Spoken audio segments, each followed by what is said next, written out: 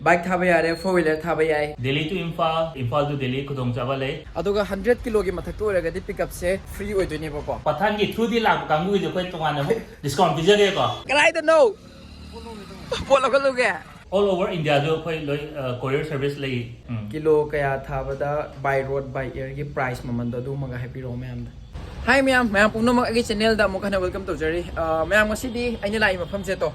Ay maning datung khangam mani Yawol ko sigi courier service nga si detail ulake to bane agi se ko daramanda dege koi datu ni hoi lai moi ga toroga wari torage Yawol gi sigi courier delivery se sigi gari ma aduga sigi gari ma ani sina toroga adum pick up chatleba aduga 100 kilo gi mathak to raga di pick up se free oi doini ba ko pick up lokhat ba chat khre sidagi amuk thodo kharni makhoi je ko mas thodo ke dore mathang mathang ni thodo khre je ko hojik se kalai da no polo ko luge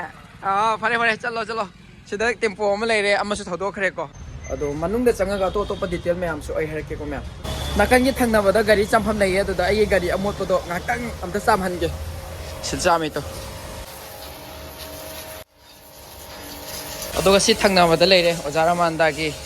courier am nakna so ma'am Yawol gi sigi se torok pasi 2013 dagi 14 dagi haure hai bako ado moi gi marui re se technology sine bako adubu hojik se anobo se da Yawol tour and travels aduga Yawol logistics and hapchile bako sina courier service ne Delhi to Imphal natraga any notice hojik te aina wari sarak to se courier gi matang da ko datu ni lei manung da datu ni ga ai wari sarak ha pe changsin je ko office manung da to sumai le re mayam datu ni hoi akhoi di hanaloi thingna re datu ni sile re alagi akhoi sida atopa gari gi toina ma magi department gi lere ade daraman ojaraman da lere oja hi am toro me am da oi ai oja ga su amuk ka changa ke wari am sa ge tone adubo hojik ki oina di ko ai se courier gi han update toro ke me am ko marak sida chang tang la e cha ma thaki ke me am ko punna cha cha na cha kan hi sida to sina mathi ka oi me am chi cha po che ko Mathi bi ko. Adam hawe ne mai cha si so How. sina mathi ko ne me am aseng ba gi hindi da ko so ma'am hoje ai familiar se datu ni adoga akhoi gi relation sina kamai no hakan da khoi de football ja dom toina sana mina le yebo ko ai oina video anamba khudimak se manipur gi mafam se de hena ina priority loina pi ba tare ko lonely da gi oigera hindi ngang bangang da ba kem da du gi le roi lei mayam se loina manipur da gi oi bani na ko aha ma da datu ni ga hana akhoi khamina ja datu ne mayam dam ta amuka hai to ro asai ga hai to re Hi everyone. datu ni na lei ba department sina akhoi gi courier gi ko Courier. courier da lei ba technology gi ama tongana leirani tour and travel gi su tongana ama leirani bo ado ngasi agi video sidi courier dangi matang oidune ado datuni courier gi matang se kari kari thabe ai lupa kya kya no have detail se samlapa ma datuni na khara hairone kitang kan na video da ba Ako je legally or pot mo thaba yare. Air de ju lay re, by road to ju lay ko. Delhi to Imphal, Imphal to Delhi kudong chaba lay. All over India jo koi loi courier service lay. Ado koi na main emphasis to jo koi Northeast ki oina tog jaba ne. Adaga Delhi NCR gi oir ga di koi kilo chama gi mathak oir di ko. Free pickup and delivery kudong chaba pi ko. maram thana ko koi packing to bo khop lay dana packing to biu khop biu ha bisu lay dana adum badi Akoy loi to we. Akoy aduni charge tongana packing charge tongan lakjani ko. Magi packing size ki mutung ina. Somne packing tower la ka pobira jo ki ju kai de ada packing to wangam de hai jo akhoi packing phajana to gi khudong chaba jo loi pi ko ada pick up to har jo ko pick up to je ada kilo chama or ga free pick up to wa kilo chama gi makha or di ko yam kanai ni Ado akhoi da mak yam kanare ba haidi chathok chasin tawdro ko moi nuina adum la ga free da kilo chama yohan birati ko aduna kilo chama yaudragadi charge lupa kya oidana pick up se ado ji magi distance ki mutung ina purani porter charge lebe me am do ado gi do market price ki koi na adum khara di dum tai koi na ado charges ke ka de magi distance ki mutung ina lakuni na ko fixed price de leite kilo kaya thabada by road by air gi price maman da du maga happy ro me am koi kilo tha bi Delhi to Imphal ge by year do ota di ko 150 kilo 3 to 4 days sang bagi ado kai gum emergency ki oil de one day delivery ota de koi kilo the chani per kilo okay one day 2 day de yobagi already 200 per kilo aduga 2 to 3 days 4 days sanga da already 150 by year da ko by year da ado sige je khodi koi mayam ni khangam ni ko rate ching tang lei bagi ne ado khale rate chum tarakani ko rate taradi tarakani fix haiba leite ba da khodi ki oina ni si lei adaga by road te di kilo chama gi oita di chama mi sa oita di kilo lupa kuntranga ne ko ada chami makhau kana lupa nifu โอเค ada karigumba chani gi oira adi chani helagana lupa kunsra ada chamnga gi oida lupa kun manga da โอเค500 กิโลยูโรดีหรือปกุลมังงะจ้ามากี่มาเข้าดิ40ยูโรได้ ada koi by road thab je ko koi maximum 10 to 15 days ne ko maximum 15 days yawe pot je อันตัวโฟนนัมเบอร์เชกันนากี่ฮับปะนี่ phone number je koi gi customer care gi tongana loi lei je ko number ahum lei je ada anytime to call to wi ko je ไอ้ ya นัมเบอร์เชสิดาทกันละเกแม่ไอ้นัมเบอร์เชดิสเพย์ดสุทกันละมาเกอะตัวสิดาany time มาดุมคอนแทคต์รออะตัวก็WhatsApp กุมบะกะอีกาลอยนะมันนี่ปุรีดาดุมมริชาด้วยรา akwai ne tauri je akwai chi da thabak suri ba employment ju koi notice ki khudong cha bu ya loi pi ko koi WhatsApp number le official number ke da manipuri da wari sa bi ju ya re hindi da pa ma ju loi language ki no barrier มณิปุรกีออฟฟิศไซกัดราแอดเดรสเซมากี direct สิกีปอดยอฟัมเซอาเซกระไรด้วยติโน akwai manipur office je khabam lakhai khabam lakhai de lai ri hu je ada koi nong na hu je amaju thijari ko airport mamang da khudong cha ba moi ne hen na ba ada hu je ki one de koi khabam lakha lamkhai da office lai je koi ki อะตัวสิดากีปอดทาบดาปีรีไพรซ์ยุมดาโฮมเดลิเวอรี่ตัวเดอร์ออฟฟิศตลาดโลคัตเตอร์ office ki pick up ta hu hai jo yare ada delivery ta wi har jo koi delivery ta je do อะตัวกีชาร์จตรงนั้นนะครับพี่บอก adu ki charges la ka ne มายามดีเทลอันนั้นบดีสิดาลวยนี่เลยเรก็อะตัวก็ดิลีได้เลยไปกี่ชิ้นน้องมายามใครดีคอนแทคนัมเบอร์ดาตุ้มโฟนตัวบีระก็หังบีรอซีเซจักรกีมาเพิ่มเจพัฒนามตาบิโอจันทปุรีก็ได้ได้ akwai ki office je janak cinema ki heck opposite ta janakpuri จันทซินีมาอยู่โปรเจกต์จันทปุรีก็ ah อะตัวก็เดรสไอ้ทุกคนเลยเนี่ยตุ้มดิสเพย์ได้ยาเรมายามเราตุ้มขังอันนี้ anytime ได้หลักบีรออะตัวก็อามาเราโทษออปชั่นกี่ส่วนเอาว่าไปเลยรอย language problem สุดเลยรอยยุ่มตะกี้ทาก็ช่วยให้เป็นนัดรอ yai manipur to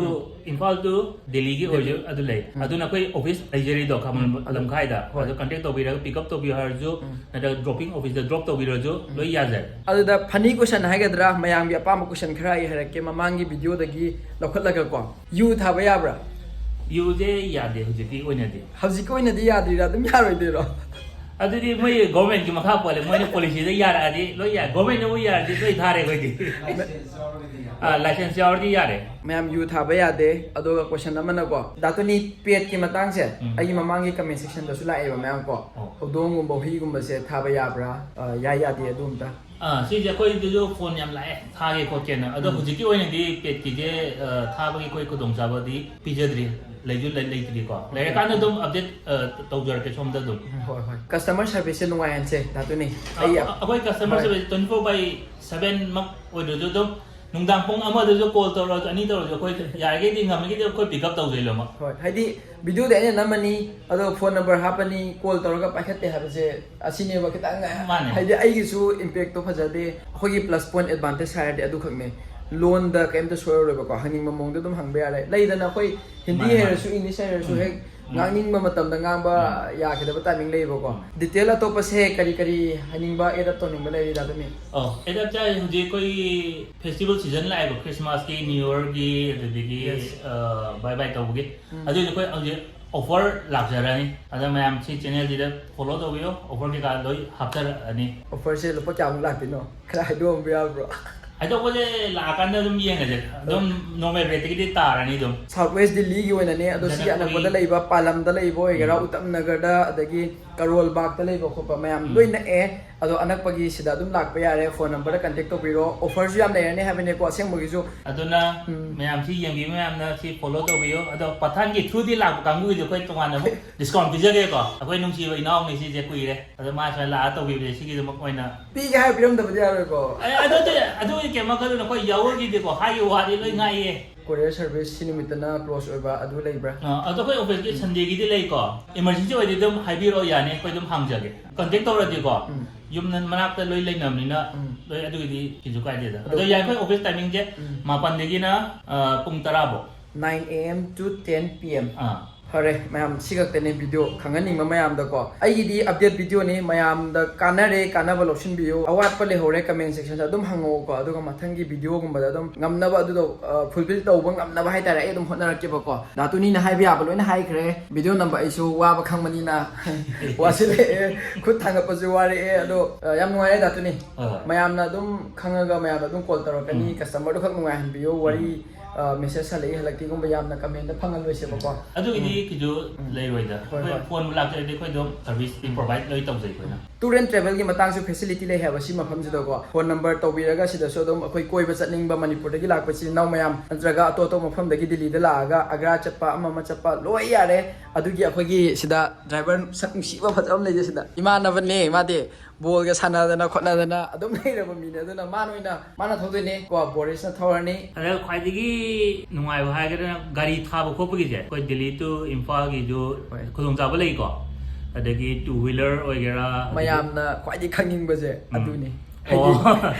ꯒꯥꯔꯤ ꯊꯥꯕꯒꯤ ꯄ꯭ꯔꯥꯏꯁꯀꯨꯝꯕ ꯒꯥꯔꯤ ꯊꯥꯕ ꯌꯥꯕ꯭ꯔꯥ ꯌꯥꯗꯕ꯭ꯔꯥ bike four wheeler ꯑꯅꯤꯁꯦ ꯑꯗꯨꯗꯪ ꯍꯥꯏꯕꯤꯔꯣ ꯌꯥꯔꯦ ꯑꯦꯅꯤ ꯌꯥꯔꯦꯀꯣ ꯇꯨ ꯋꯤꯂꯔꯁ ꯑꯣꯏꯒꯦꯔꯥ ꯕꯥꯏꯛ ꯑꯣꯏꯔꯣ ꯑꯗꯒꯤ ꯐꯣꯔ ꯋꯤꯂꯔꯁ ꯑꯣꯏꯔꯁꯨ ꯑꯗꯨꯝ ꯊꯥꯏꯀꯣ ꯑꯗ ꯑꯩꯈꯣꯏ ꯐꯣꯔ ꯋꯤꯂꯔꯁꯀꯤ ꯊꯥꯕ 3 to 4 days ꯆꯪꯉꯦꯀꯣ ꯃꯅꯤꯄꯨꯔ ꯌꯧꯍꯟꯕꯁꯦ ꯑꯗꯨꯒ ꯃꯥꯏ ꯄ꯭ꯔꯥꯏꯁꯅ ꯑꯦꯠꯂꯤꯁ 30 to 35 1000 ꯂꯩꯅꯤꯀꯣ